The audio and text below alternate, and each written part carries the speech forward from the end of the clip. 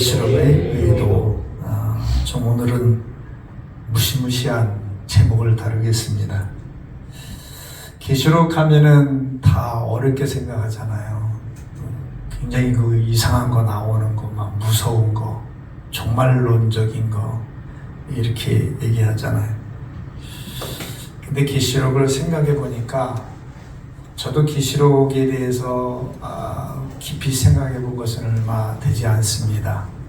2년 전인가요? 우리 새벽 예배 때 계시록 강의를 했는데 그 강의를 하면서부터 계시록을 다시 생각하게 됐어요. 이 계시록이 무서운 내용이 아니로구나. 전혀 무서운 내용이 아니라 굉장히 기쁘고 소망적인 이야기로구나. 이거를 깨닫게 됐습니다. 그래서 오늘 그 얘기를 함께 나누려고 합니다. 성경 말씀에 곳곳에 보면 무서운 내용도 있고 아주 위로가 되는 말씀도 있어요. 근데 한 가지를 미리 말씀을 드리면, 하나님은 사랑의 하나님이라고 해서 항상 우리에게 얘야 이러니 저러니 하면서 토닥이면서 부드러운 말씀만 해주시는 하나님이 아니라 때로는 우리가 시험받을 만큼 무섭고 강한 어조로 말씀하시는 하나님이 있습니다. 그런 면을 볼 때 우리는 시험에 빠질만 해요. 사랑의 하나님이 왜 이스라엘 백성이 코딱지만한 것 잘못했다고 하루아침에 몇천 명을 죽이고 몇만 명을 죽이는 일들이 있습니다. 이런 걸 보면 도대체 하나님이 아닌 것 같은 느낌이 있어요. 지난주에 말씀을 드렸죠. 군대에서 병사들에게 여러분 이렇게 해주시겠습니까? 저렇게 해주시겠습니까? 이런 어조라면 그 당대에 안 되는 거예요. 당나라 군대 되는 거죠. 다 도망가 버립니다. 간단 명료하게 강하게 얘기해야 되는 것입니다. 왜요? 생명이 걸린 문제이기 때문에. 하나님께서 오늘 우리에게 전하는 말씀 중에 때로는 인간이 시험받을 만큼 너무나도 매정한 말씀이 있어요. 하나님 같지 않은 말씀들이 있는데 왜 하나님이 이렇게 말씀하시고 이렇게 행하셔야만 됐는가? 왜 죽여야만 됐는가? 심지어는 예수님께서 어떤 사람이 예수님 말씀을 듣고 보니까 너무나 좋아가지고 저 예수님 따라갈래요? 그래, 나 따라와라. 근데요, 저희 아버지가 오늘 돌아가셨어요. 장사하고 좀 갈게요. 우리 사람 같으면 당연하게 그래, 그거 가야지. 당연히 아버지가 돌아가셨는데. 근데 우리 예수님 매정하게 뭐라고 하셨습니까? 너 죽은 자들로 하여금 죽은 자를 장사하게 하고 너는 나를 따라라. 아니, 예수님 맞아? 도리가 있는, 인격이 있는 예수님이야? 이렇게 성경은 때로 우리가 이해 못할 내용들이 있습니다. 그러나 그 내용을 우리가 깊이 봐야 돼. 어떻게 깊이 보느냐? 그 내용이 너무 엄중하기 때문에 엄중한 메시지를 던져줘야 되기 때문에 이러시겠습니까? 저러시겠습니까? 울규? 프리스? 이거 안 되는 거예요. 강하게 해라고 명령을 해도 부족할 판인데, 그래서 우리 하나님께서는 때로는 우리에게 강한 어조로 말씀을 해주시는 줄 믿습니다. 생명이 걸린 문제이기 때문에 그런 거죠.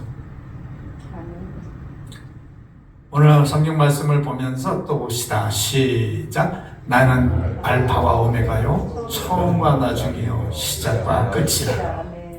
우리 하나님은 시작했으면 끝을 보시는 하나님입니다. 성경의 내용을 보면 태초에 하나님이 천지를 창조했다 하고 시작을 하셨어요.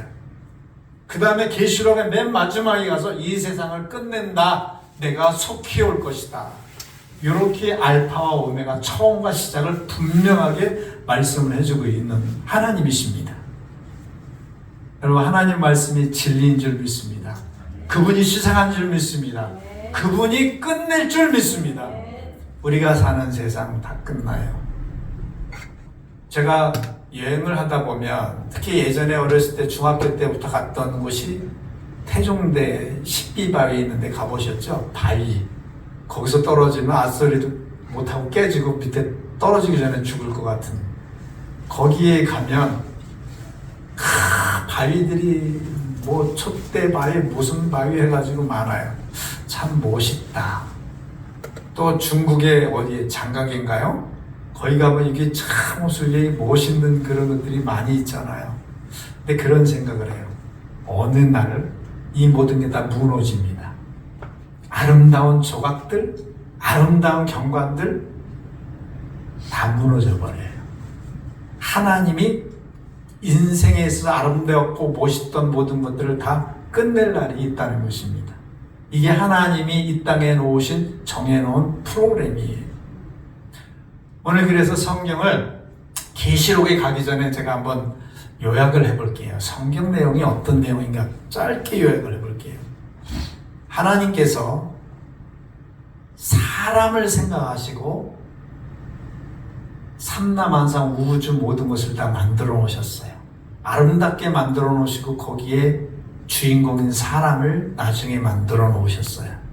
우리가 집 지을 때 사람 먼저 들어가서 짓지 않잖아요. 집을 져놓고 사람이 들어가서 사는 것처럼 하나님께서 모든 것을 베풀어 놓으시고 사람을 주인공으로 앉혀놨어요.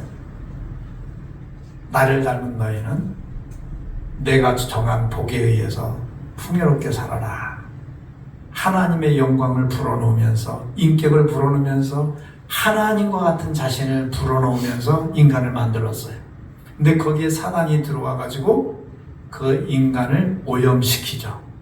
죄의 독을 퍼뜨리죠.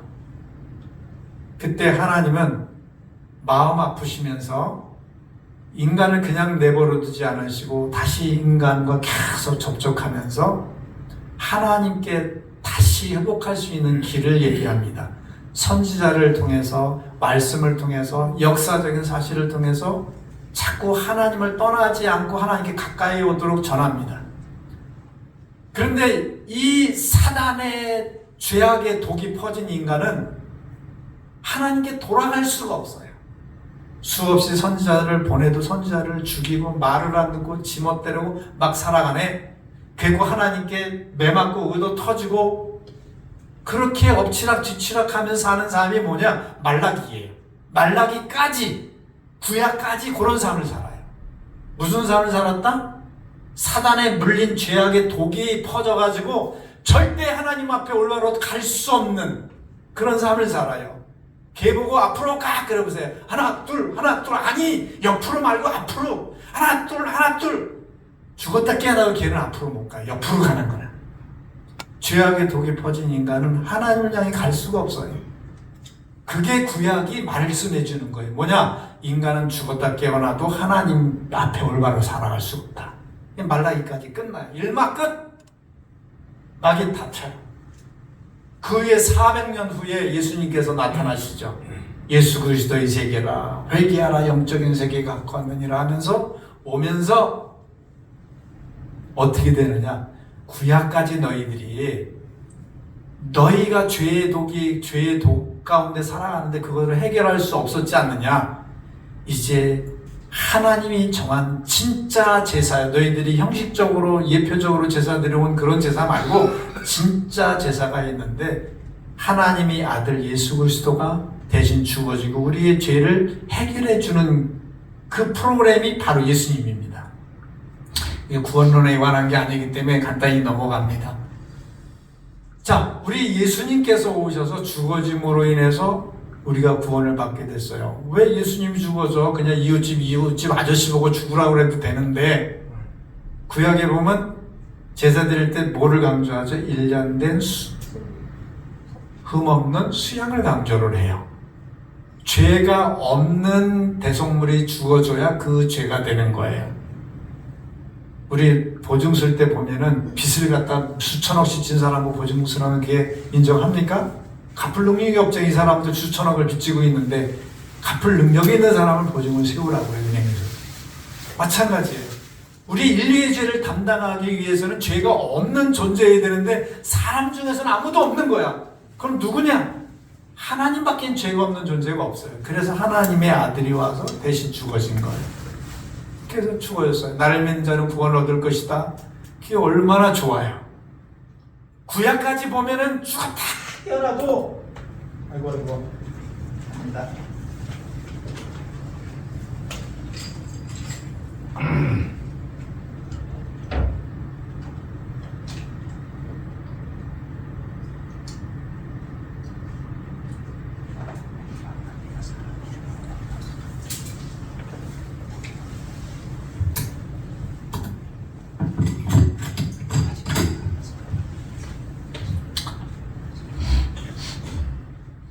말라기까지 내용을 보면 죽었다 깨어나도 죄의 문제를 해결하지 못하고 죄 속에 살아가는 게 인생이다라는 걸 보여줬잖아요. 그래서 그 문제를 해결해 주기 위해서 우리 예수님께서 야, 나 알아. 너희들 다 죄투성이야. 너희들은 죄를 해결할 사람이 아무도 없어. 내가 대신 죽어줄게. 다만 나를 믿어. 그게 예수님이 하는 은혜예요. 사람이 해결할 수 없는 것을 하나님이 해결해 주신 거예요. 은혜잖아요. 그래서 복음이에요. 복 받았다. 응? 공개해도 돼요? 우리 대리씨 어제 와가지고 3천만 원 벌었어요 그래. 저 처음에 무슨 말인지 모르겠고 넘어갔어요. 나중에 그 얘기를 듣고 보니까 옛날에 사업할 때 어려울 때 돈을 빌렸는데 3천만 원을 빌렸는데 와가지고 전화해서 밥 사주면서 마음 풀어. 갚지 마. 편히 살아. 그 은혜 아닙니까? 그게 복 아닙니까? 요새 대리씨가 혼자 먹고 다 받고 있어요. 모든 면에서. 여러분 이게 복이잖아요. 내가 해결할 수 없는 거 해결해 주는 게 얼마나 그 3천만 원 갖고도 감사한데 나중에 갚을 거죠. 되면은 겁절 갚죠. 충분히 갚죠. 근데 우리가 영원한 죽음에서 천국 갈 일이 있다는 게 어딥니까? 그게 그래서 복음이에요. 복음이에요. 복음이라는 게 참 재밌잖아요. 가스펠. 그 스펠은 스피커의 이게 사춘이잖아요. 고 가서 스피커 말하라. 이게 복음 아니에요? 복된 소식이에요. 자, 여러분의 문제를 하나 낼게요. 예수 그리스도가 우리를 위해서 돌아가셨습니다. 우리 구원 받았습니다. 맞습니까? 맞아요, 틀려요? 맞아요, 틀려요. 확실하게. 예수 그리스도가 나를 위해 돌아가셨습니다. 그래서 나는 구원 받았습니다. 맞아요, 틀려요? 맞는데 다 맞는 게 아니에요. 왜냐? 그래야지 힌트를 주셨는데 예수님이 나를 위해 돌아가셨지만은 내가 믿어줘야 말이지. 우리에게 누구 예수님 당연히 도와셨으면 그 사람이 누군데 나 알지도 못하는데 어떻게 믿을 거야? 2000년 전에 그것도 한국 사람도 아니고 저 이스라엘에 이게 누가 뭐 황당한 무게한 얘기죠 이게. 자, 그래서 뭐가 필요합니까? 성령이 필요한 겁니다. 우리 사람은 죄성으로 믿어지지가 않아요. 믿어줄 수가 없는 거예요. 그것을 성령이 믿게 하신다는 거죠. 나도 믿어지지 않는데 내 마음이 왠지 울컥하고 내 마음이 감동이 되고 내 마음은 그렇지 않은데 나도 모르는데 성령이 나의 마음을 움직여서 믿게 하고 찬송하게 하고 오게 하고. 여러분 여기 오신 분들 다 자기 마음대로 온 걸지 모르지만 성령이 인도하지 않으면 못 오세요. 권유하지 않으면 못 오세요. 그 마음을 주지 않으면 여기에 기꺼이 못 와요. 저는 우리 그때 형제님 얘기 때 얘기했잖아요. 유혹이 많습니다. 뭐 놀러 갈 유혹도 있고 친구들이랑 가려고. 솔직히 목사인 제가 생각해도 한 번쯤 주일 제끼고 놀러 가고 싶어. 한 번 가서 좀 놀고 싶어. 근데 여러분도 얼마나 더 하겠어. 목사도 그런데. 근데 여러분 진짜 그 얘기를 듣고 대단하다는 생각을 하는 거예요. 그럼 믿음 아니면 안 되는 거다. 아멘. 놀고 싶은데 내 마음을 복종시켜서 여기 온다는 것은 성령이 그런 마음을 불어넣어주지 않으면 안 되는 거예요. 악을 행하는 사람도 사단이 그 마음에 그 마음을 불어넣지 않으면 그건 안 되는 거예요. 뭔가 불어넣는 존재가 있어요. 계시록에 보면 이 땅에 많은 환난 풍파가 일어나요. 그때 영적인 세계에서는 어떤 일이 일어나느냐, 바람을 잡는 천사가 하나님 명령해서 바람을 불어놓으니까 사람이 죽어요. 막 천재지변이 일어나요. 뭔가 바람이 있는 거야. 지금 세상의 어려운 세태에 악하게 정하는 이게 왜, 이 사조가 왜 그렇습니까? 바람이 부는 거예요. 무슨 바람? 사단의 바람이 불고 있는 거예요. 그래서 성령께서 예수님이 돌아가시기는 했지만, 죽어지긴 했지만, 제사는 지냈지만은 믿어질 수 없는 이 연약한 사람들을 돕기 위해서 성령을 보내셔서 성령을 통해서 믿게 하시는 거예요. 근데 중요한 사실이 있어요. 여기까지 왔는데, 자, 요새 전 세계가 붐이 일어나는 게 뭔지 아십니까? 군비 경쟁이에요. 군사력 키우는 경쟁을 하고 있습니다. 여러분, 그 사실을 아세요? 전 세계가 혈안되어 있는 게 뭐냐? 군비 경쟁이에요. 전쟁하기 위해서 막 전쟁 물자를 늘려가고 신무기를 개발하는 거예요. 저 북한이 막 그러잖아요. 옛날엔 뻥 하면 똥포같이 이 포를 쐈는데 이제는 포를 쏴놓고 조종하는 거예요. 완전히 컨트롤러로 조종하고 있는 거예요. 그러면 대한민국에서는 어떻게 하냐? 쟤네들이 저런 무기를 만들었으니까 우리는 어떻게 또 막아야 돼? 창과 방패 이 원리가 계속 빠져가고 있어요. 이게 무슨 말이냐? 하나님께서 연약한 인간을 아시고 대신 죄를 짊어지게 하시고 성령을 통해서 믿을 수 없는 인간을 자꾸 믿게 만들으니까 사단이 어떻게 하느냐? 딱 보고 있다가 이거 이래서는 안 되겠다. 어떤 작전을 피느냐? 지난주에 우리 성경 공부하면서 우리 공부했죠. 이 세상의 제공권을 가진 사람이 누구라고요? 가진 존재가? 제공권이 뭐예요? 제공권이 뭐라고 그랬죠? 전쟁 나면 공중을 먼저 패권을 잡는 걸 제공권이라고 그랬잖아요. 공중권세자. 공중권세를 잡은 게 누구냐? 사단입니다. 사단이 어떻게 하느냐? 하나님이 성령을 통해서 사람들을 막 돕고 연약한 사람들이 구원받을 수 없는 구원받도록 하니까 사단이 작전을 펴가지고 이 세상에 임합니다. 세상을 갖다가 작전을 피우는 거예요. 그 작전들이 뭐냐? 그게 계시록에 나와요. 말씀들을 한번 보면서 봅시다. 사단이 공중권세를 잡았다고 그러는데 제공권을 잡았다는 건 전쟁에서 유리하잖아요. 비행기가 떠가지고 막 가서 막 폭탄을 터뜨리면은 아무리 땅에서 뭐 날고 겨도 공중에서 떨어뜨리면 꼼짝없는 거잖아요. 제공권이라는 것은 유리한 입장을 가졌다는 거잖아요. 이 땅에서는 사단이 더 유리합니다. 오히려 사단의 바닷속에 우리는 헤엄을 쳐야 되는 살 수 있는 존재들입니다. 근데 원어에 보면은 영어에서도 보면은 공중권세를 잡은 자를 뭐라고 표현했을까요? 스카이로 표현했을까요? 에어로 표현합니다. 영어 성경에서는. 에어는 뭐예요? 공기잖아요. 우리가 호흡하는 공기. 다시 말하면 사단이 권세를 잡고 있는 영역은 공기와 같다는 얘기예요. 우리가 생각하는 어디든지 하는 무엇에든지 만나는 누구에게든지 자든지 먹든지 무엇을 하든지 어느 영역에든지 모든 것에 서려 있는 게 사단이에요. 이게 어마한 거예요. 이 사단의 권세가 서려서 어떻게 하느냐? 이 세상에 문화를 휘잡는 거예요. 물질을 휘잡는 거예요. 사람의 마음을 휘잡는 거예요. 젊은이들의 꿈을 휘잡는 거예요. 모든 영역에 다 서려가지고 사단이 자기화시키는 거예요. 그래서 이 세상을 우리가 영적인 눈을 팍 뜨고 보면 영적인 전쟁의 세계입니다. 하나님의 세력과 사단의 세력의 피비린내하는 영적인 전쟁이에요.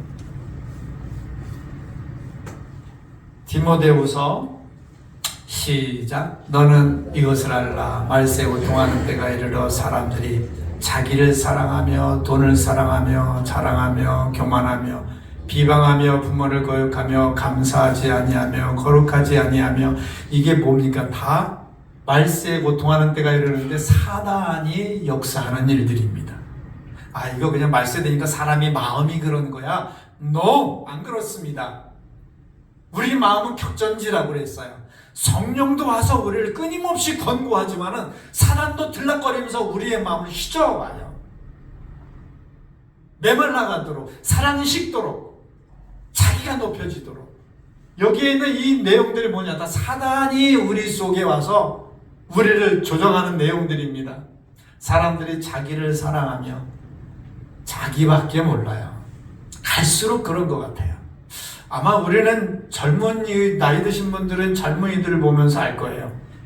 옛날에는요, 어릴 때부터 부모 공경을 가르쳤어. 어른 공경을 가르쳤어. 요즘에는 갈수록 어린아이들이 그렇질 않아요. 그럼 그거 느끼잖아요. 옛날에는요, 중학생조를 되었고 지나가면 담배 피다가 선생님은 감추고 고개 숙여서 예예 그랬는데 요즘에 중학생들한테 그런 말을 했다. 여러분 감히 그러지 마세요. 그것도 맞습니다. 죽도록 맞습니다. 공경사상 없어요. 자기가 최고예요. 제가 얼마 전에 그런 생각을 해봤어요. 유관순 열사가 제가 어디 매스컴에서 봤던가 그래요. 유관순 열사 어쩌고 저쩌고 하면서 17살 그래서 유관순 열사가 17살에 돌아가셨구나. 근데 생각을 해봤어요. 17살? 17살이면 지금 중학교입니까? 고등학교입니까? 고1? 그래 고등학교 1 정도 되죠. 요즘 고등학교 1학년이 나라를 위해서 사람들을 모으고 해가지고 그런 일을 합니까? 중고등학생들이 애기예요, 애기. 이 갈수록 아이들이 어떻게 되느냐 어려워지는 것 같아. 근데 옛날에는 그랬어요. 17살이면 나라를 짊어지고 나가서 뛰었던 나이란 말이에요. 근데 요즘 애들은 갈수록 어려져요. 그게 뭐냐? 자기가 높아지는 거예요. 남을 생각하지 않는 세상이 돼버렸어요. 이기적인 세상이 돼버린 거죠. 자기를 사랑하며 교만하며 비방하며 부모를 거역하며 감사하지 않으며 거룩하지 않으며 이 모든 내용들이 어떤 내용이냐면 다 사단으로부터 사단이 조정해서 오는 결과들입니다. 시작. 배신하며 조급하며 자만하며 쾌락사랑하게 하나님 사랑하는 것보다 더하며 경건의 모양은 있으나 경건의 능력은 부인하니 이 같은 자들에게서 내가 돌아서라. 이런 사조들을 이끌어가는 것이 사단입니다. 사단은 갈수록 개인화시켜버려요. 이기적으로 만들어버려요. 저는 교회 안에서도 그런 문제를 많이 봅니다. 우리 중고등학생 시절에는 수련회를 간다, 학예학교를 간다 그러면 집사님들이 다 모여서 밥 해주고 뭐 다 뒷바라지하고 다 했어요.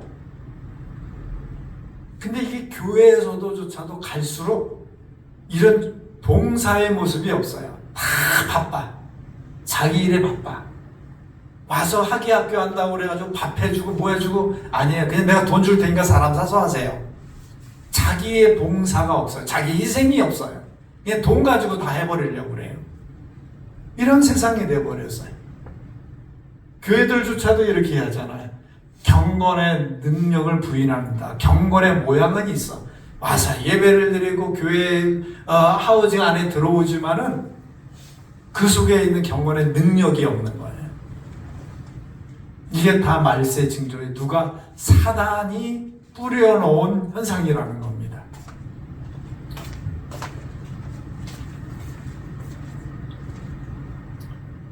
그래서 이 세상에 흘러가는 사조들, 풍조들은 다 사단이 조정하고 있다면 돼요. 푸틴 아저씨가 저 전쟁을 일으키고 저기 저 이스라엘에 그런 전쟁이 일어나고 이런 전쟁이 요즘에 또 심상치 않죠.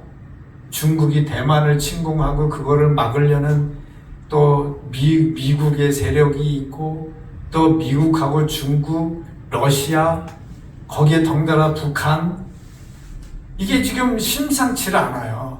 세계 정세가 돌아가는 게 이게 무슨 징조냐? 사단이 지금 서서히 무슨 전쟁의 바람을 불어넣는 겁니다. 이것은 우리 주님께서 정해놓으신 프로그램대로 돌아가고 있는 거예요. 다 사단이 전쟁을 조정을 해요. 그 다음에 요즘에 왜 이렇게 식탁하면 자살하는 사람이 많은지, 그렇게 만나면 이 사람들이 이상하게 왜 이렇게 우울증에 걸린 사람들이 많은지, 왜 이렇게 중독된 사람들이 많은지, 이 이상하게 시대가 갈수록 더 삶이 편안하고 좋아지면 우리 마음도 건강하고 할 텐데 이게 반대로 올라가 버려요. 사람의 마음은 피폐해져 갑니다. 옛날에 우리 어렸을 때 자랐는데 쌀인문이었잖아요. 쌀인문에서 길가에 지나가면서 햇동이 엄마 어디가, 안녕히 가서 오세요, 안녕히 다녀오세요, 안녕히 계세요 다 인사하고 이렇게 지냈는데, 요즘에는 담이 높아지더니 이거는 완전히 아파트 옆에 누가 사는지 몰라요. 죽어도 모르는 거예요. 제가 그 전사로 있을 때 어떤 그 교회에서 얼마 나오지 않은 사람이 있어. 나온 지 얼마 안 되는 사람이 있어. 2주째 안 나오니까 신방을 갔어요. 신방을 갔는데, 와, 그 연립 같은 데인데, 들어왔는데 가는 데부터 냄새가 나기 시작해. 방문을 열고 들어갔더니 코를 찌르고 도저히 숨을 쉴 수가 없어요. 이미 침대 위에서 죽어가지고, 구더기가 그냥 얼마나 많이 구더기가 막 드러나는지, 그런 광경도 봤어요. 그 옆에 사람들의 이웃도 그 같은 연령의 사람이니까 그 사람 냄새가 얼마나 많이 났겠어요. 걔도 관심 없나 봐. 그 침대 구더기 다 털어내고 그거를 제 차, 그 봉고차로다 그걸 날려내라고 봉고차 결국은 폐차시켰어요. 너무 냄새가 나가지고 친해가지고. 요즘 세상이 그래요. 자기 바쁘고 자기를 자극하고 자기 삶이 중요하기 때문에 남 돌아보지 않는 이런 사조들, 이런 풍조들, 사단이 갈수록 사람들의 마음을 엽기적으로 만들어요. 웬만한 감동에는, 웬만한 자극에는 꿈쩍도 안 하는 세상이에요. 우울증들, 동성애들, 이게 어떤 희한한 일들이 많이 돌아가지고 있는 게 뭐냐? 사단의 작전이에요. 사단의 불어넣는 바람입니다.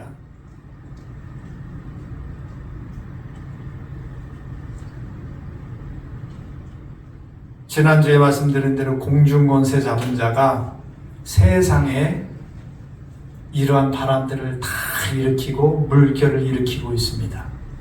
근데 복 있는 사람은 악인의 길을 쫓지 아니하며, 시편 몇 편에 나오죠? 23편에 나오는 거기에 보면 복 있는 사람은 어떻다고 그랬어요? 악인의 길을 쫓지 아니하며 죄인의 길을 서지 아니하며 오만한 자리에 앉지 아니하고 그렇게 한다고 그랬죠. 그 말이 뭐냐? 악인과 죄인과 오만한 자는 세상 사람들을 얘기해요. 다시 말해서 세상 사람들과 같은 삶을 살아가지 않는 사람이 구원받는 사람이고 복받는 사람이래요. 나중에 23편의 마지막 절에 뭐라고 그래요? 악인은 그렇지 않으며 하면서 의인의 회중에 들지 못하리로다. 다시 말해 천국에 못 들어온다. 그러나 복 있는 사람 누구냐? 하나님의 회중에, 하나님의 나라에 들어갈 수 있는 사람이다. 그 사람이 누구냐? 세상 사람들과 똑같은 삶을 살아가지 않는 사람이다. 세상 사람들이 어떤데? 거기에 악인이 나오죠. 악인을 원해서 라샤라고 그래요. 라샤라는 것은 하나님의 말씀으로 다듬어지지 않는 악한 사람들을 얘기해요. 하나님의 말씀을 몰라. 하나님의 말씀이 뭔데? 하면서 자기 멋대로 사는 사람은 악인이에요. 그러나 우리는 안 그러잖아요. 내가 뭘 하려고 해도 하나님 말씀이 이렇게 있는데 이렇게 해야지. 그 하나님의 말씀을 잣대 삼아가지고 이렇게 살아가는 게 우리잖아요. 세상 사람들은 몰라도 되는 거예요. 라샤. 그 다음에 죄인이라는 그 카타임이라고 그래요. 카타임 뭐라고 그러냐? 우리 하말티아라는 말 들어봤을 거예요. 삐뚤어 나가는 삶을 사는 사람. 하나님이 이렇게 살아 그러는데 그거는 네 말이지. 난 내 뜻대로 살아갈래. 하고 살아가는 게 카타임이에요. 우리 크리스찬 중에 교회, 우리 말세 하나님께서 심판할 때 세상을 심판하는 게 아니라 교회를 먼저 심판한다고 그랬어요. 양과 염소를 구분한다고 그랬어요. 그 교회 나와서 하나님 천국 갈게 하고 가는데 비슷하게 가는 사람이에요. 정확히 안 살고. 이게 죄인이라고 그런 거예요. 우리가 정말 복 있는 사람이 되기 위해서는 비슷하게 사는 것처럼 사는데 아닌 사람, 이런 사람이면 정확히 살아야 되는 겁니다.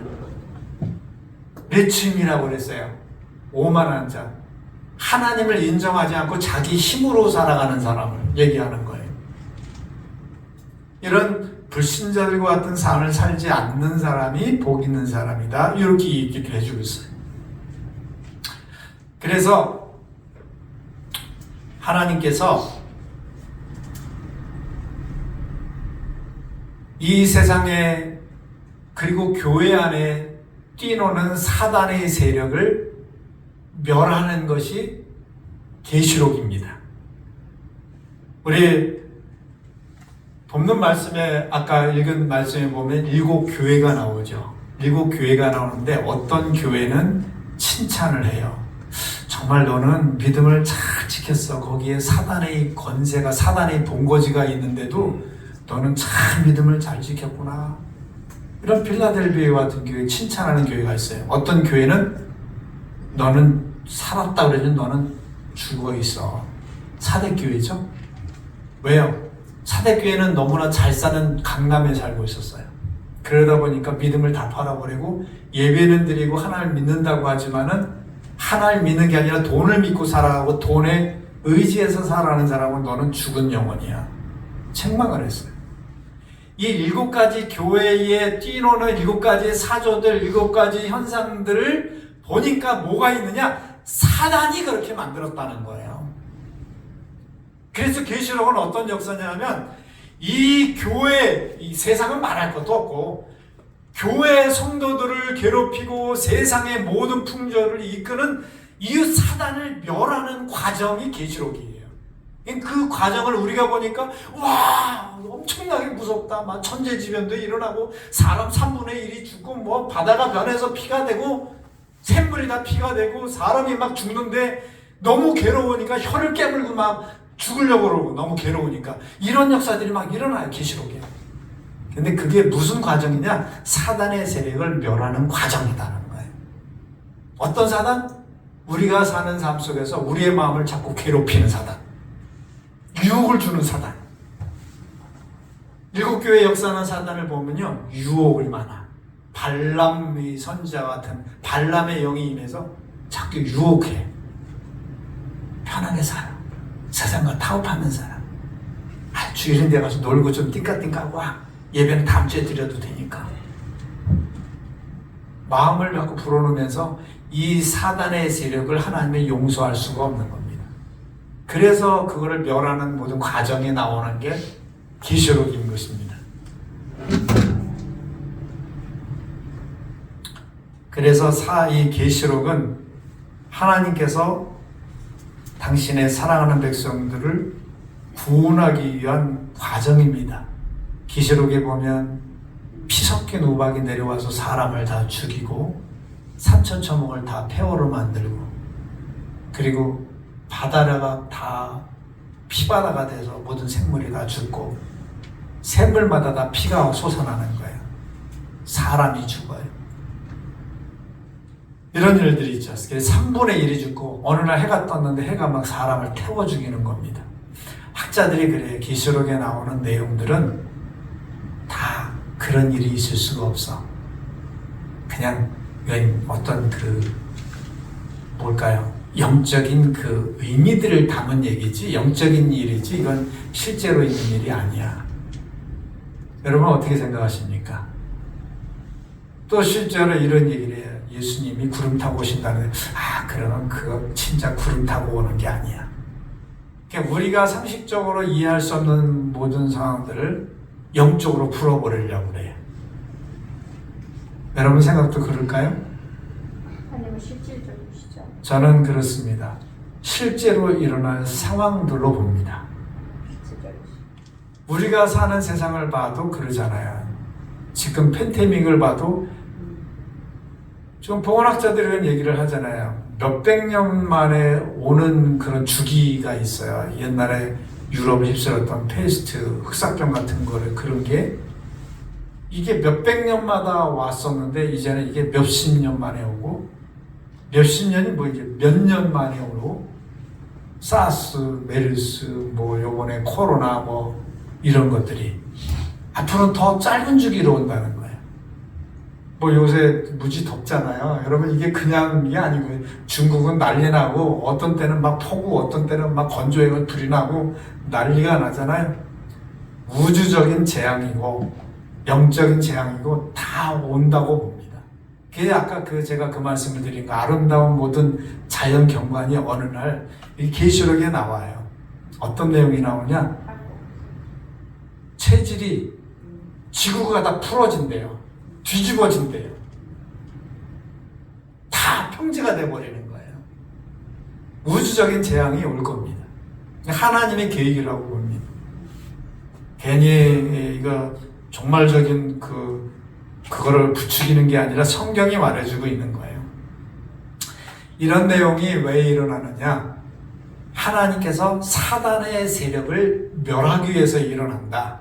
그것만 알아두시면 됩니다. 그래서 여기 보면 시작. 그들을 미혹하는 마귀가 불과 연못에 던져지니 거기는 그 짐승과 거짓 선지자도 있어 세세토록 밤낮 괴로움을 받으리라.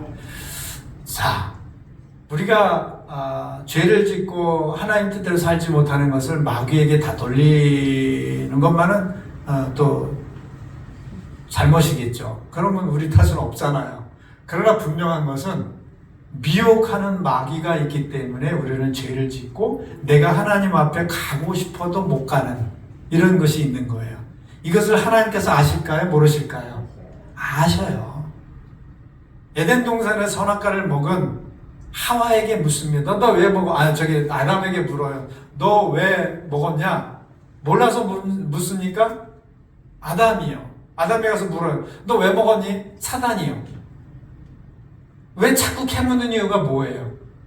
그 원조가 누군지, 어떤 이유인지 그걸 알아내는 거잖아요. 그 벌을 주기 위한 거잖아요. 지금 사단은 이렇게 무시막지한 현상을 일으키면서 하나님께서 벌하는 이유가 뭐예요? 미혹하는 마귀를 멸하기 위해서 그러는 겁니다. 계시록은 우리가 볼 때 무서워 이런 내용으로 볼 게 아니라 우리의 원수를 갖다가 지금 박살내는 과정이구나. 재미있구나. 재밌게 봐야 돼 성경으로 합니다. 이제부터는 성경책 계시록 읽으십시오. 우리의 원수가 박살나는 과정들을 볼 수 있는 거예요.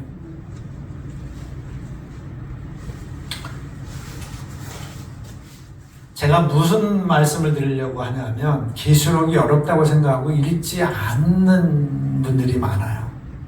그러나 계시록은 어려운 내용이 아니라 하나님께서 우리를 구출하기 위한 과정들을 설명해 놓은 것이다. 그 내용이에요. 계시록을 가만히 보면은 엄청난 우주의 재앙과 종말들을 얘기하면서 무서워 덜덜 떨 때 그 뒤에 뭐를 말해주느냐? 하늘 보좌를 보여주는 내용을 딱 삽입시켜요. 계시록에 보면 7대접, 7나팔, 7인이 나와요. 7가지는 완전수를 얘기하는 거예요. 완전한 재앙들을 다 뿌려버립니다, 세상에. 그럴 때마다 사이사이 뭐를 꼭 넣느냐? 하나님께서 발발 떠는 사람에게 하늘 보호자의 영광을 보여주는 거예요. 절대 무섭지만은 않은 거다. 이렇게 고통을 당하고 이렇게 무서운 세상이 오지만은 천국의 영광이 있다라는 걸 보여주는 거거든요. 계시록을 꼭 읽어보세요. 너무너무 무섭지만은 하나님께서 거기에 천국 영광을 딱 보여주면서 이러한 세상에 소망을 갖도록 만듭니다. 이제 너희가 머지않아 이 세상에 올 거야. 지금 사는 사람이 죽어나가고 엄청난 천재지변이 일어나고 살지 못할 세상과 같은 불안함이 있지만은 천국에 이런 소망이 있어. 이곳에 올 거야. 이 소망을 갖도록 만드는 게 계시록이에요. 한 가지 예를 들고 맞을게요. 고양이가 있어요. 이 고양이는 새끼 때 특히나 장난을 잘 놀아요. 그래가지고 움직이는 모든 곳에 막 따라가가지고 엎어지고 뒤집어지고 막 장난 놀잖아요. 근데 고양이가 뭘 갖고 놀다 탁 발로 쳤는데 때로라고 구멍 속으로 쏙 들어갔어요. 고양이가 아기 고양이를 쫓아가가지고 그거를 갖다가 끝까지 쫓아가려고 좁은 구멍에 들어갔어요. 근데 들어가가지고 나오질 못해. 들어가긴 했는데 야옹야옹 거니까 주인이 어떻게 하겠어요? 그 고양이를 키우는 주인이 너 왜 거기 들어가 있니? 그랬더니 이거는 꺼낼 수 없는 구멍에 들어간 거야. 그래서 그래도 애완견이잖아요, 요새. 애완견이잖아. 애완견이 아니라 반려 뭐라 그래? 반려동물. 반려모잖아요. 고양이잖아. 반려묘. 반려묘. 반려묘잖아요. 그래서 얘를 구출해내려고 거기를 깨는 거예요. 망치로 깨고 막 깨는 거예요. 막 깨니까 이 고양이는 와기 고양이는 어떻게 하겠어? 무서우니까 막 꿍꿍대고 무서우니까 더 깊이 깊이 들어가는 거야.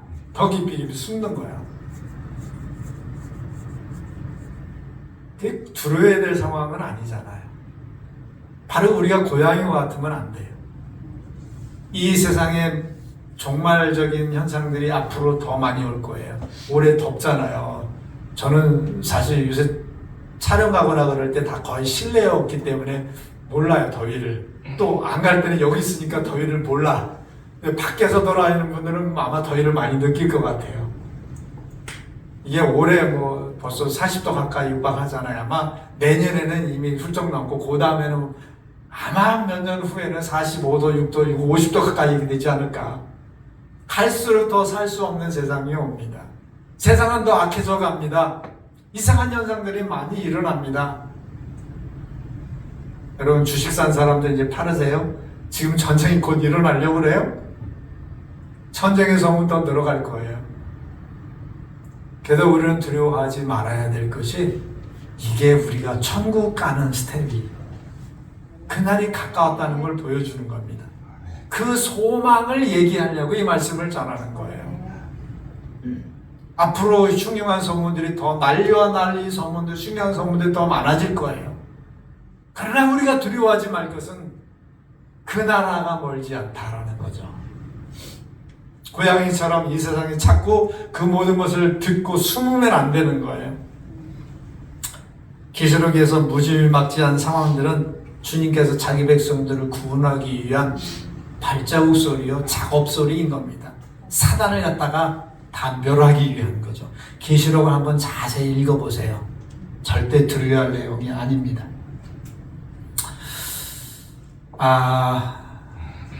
여기에 제가 성경을 안 적어놨어요.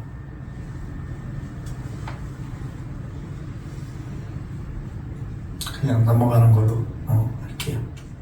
베드로후서 3장 10절부터 13절에 보면 한번 누가 찾아보세요. 빨리 찾는 건 베드로후서 3장 10절.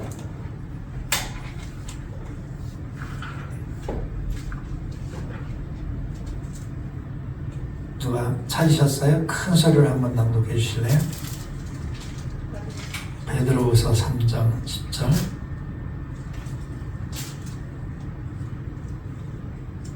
10절만요? 10절부터 13절까지. 그러므로 생명을 사랑하고 후서에? 베드로후서. 그러나 주의 날이 도둑같이 오리니 그 날에는 하늘이 큰 소리로 떠나가고 불길이 뜨거운 물에 풀어지고 땅과 그 중에는 모든 일이 드러나려다. 이 모든 것이 이렇게 풀어지리니 너희가 어떤 사람이 되어야 마땅하냐? 거룩한 행실과 경건함으로 하나님의 날이 임하기를 바라보고 간절히 사모하라. 그날에 하늘이 불에 타고 타서 부러지고 물길이 뜨거운 물에 녹아지려니와 우리는 그의 약속대로 의가 있는 곳인 새 하늘과 새 땅을 바라보도다. 아멘. 이것도 천재지변이에요. 제가 이 모든 것이 체질이 뜨거운 불에 풀어진다라고 그랬어요. 세상에 있는 모든 것이 드러난다고 그랬어요. 그러나 우리는 두려워하지 말 것이다. 왜? 하늘 소망이 우리에게 있기 때문에 이렇게 얘기를 하는 거예요. 그래서 모든 것이 체질이 뜨거운 불에 풀어진다는 게 무슨 말일까? 땅에 있는 모든 것이 드러난다는 것이 무슨 말일까 했더니 어떤 분이 이런 해석을 붙였어요. 그거는 지구과학적인 종말을 얘기하는 거예요. 뭐냐? 이 땅 속에 있는 그 뜨거운 마그마 용암들, 지진과 화산 폭발로 인해서 모든 땅이 뒤집어진다는 거예요. 땅 속에 있는 것이 드러난다는 것이고 모든 것이 다 풀어진다는 거죠. 이 땅에 있는 모든 것들이 나만하는 것이 없이 이 땅이 망한다는 거죠. 우리 천리역정에서 보면 이 땅을 뭐라고 그래요? 장망성이라고 그러잖아요. 장차 망할 성. 우리가 사는 세상에 돈을 쏘아놓고 이 땅에 있는 모든 자랑거리를 쌓아놓고 사는 사람이 부끄러움을 당한다는 게 바로 그것 때문에 그래요. 이 땅은 모든 것이 다 끝날 거라는 거죠. 그러나 우리가 어떤 사람이 되어야 마땅하뇨? 지금 결론적으로 말씀해주고 있잖아요. 새 하늘과 새 땅을 바라보는 거다. 지진다면서 내 재산, 내 명예, 이 세상에 내가 쌓아놓은 모든 업적하고 안타까워할 필요가 없다는 거예요. 이 땅은 버려! 그리고 우리는 오직 새 하늘과 새 땅을 바라보는 도다. 이 믿음을 가지라는 겁니다. 이 말씀으로 오늘 말씀을 종결하려고 합니다. 우리가 사는 세상은 영원토록 우리가 믿고 안전하게 마음을 놓고 살 세상이 아닙니다. 하나님의 프로그램에 의해서 사단과 함께 몰락할 세상이 분명합니다. 하나님께서 그렇게 분명히 예정을 해놓으셨어요. 그럼 우리가 사는 세상은 어떻게 살아야 될까요? 아까 복에 있는 사람 말씀을 드린 것처럼 이 세상 사람들과 같이 그렇게 살지 말고 새 하늘과 새 땅을 바라보면서 이 세상에 있는 두려운 어떤 상황이 벌어진다 할지라도 전혀 두려워하지 말고 염려하지 말고 새 하늘과 새 땅을 바라보면서 살아가자라는 것이 오늘 말씀인 줄 압니다. 그래서 이 말씀 여러분 시간 나는 대로 계시록을 한번 어렵게 생각하지 마시고 한번 읽어보세요. 그 계시록에 보면 무서운 내용이 아니라 다시 시각을 바꿔서 보면 하나님께서 나를 구원하시기 위해서 이 엄청난 사건들을 일으키면서 사단의 세력들을 멸하면서 나를 구출하러 오고 계시는구나. 결국 이 모든 상황이 다 끝나고 나서 새 하늘과 새 땅이 내 앞에 다 놓여 있을 것이다. 이 상황을 믿으시기 바랍니다. 기도합시다.